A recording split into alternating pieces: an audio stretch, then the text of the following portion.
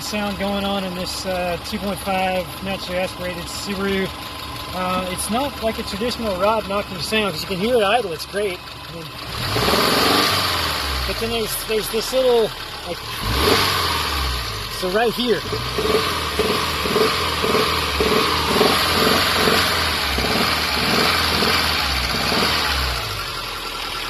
kind of popping, and I haven't figured out what the popping is yet, so I'd love to hear some ideas, because it purrs like a kitten at idle, and it actually runs pretty good on the road. There's no power issues. Brand new timing belt water pump. The valves are adjusted, so it's not anything top end. I'm positive of that. But anyway, any suggestions? Thank you very much.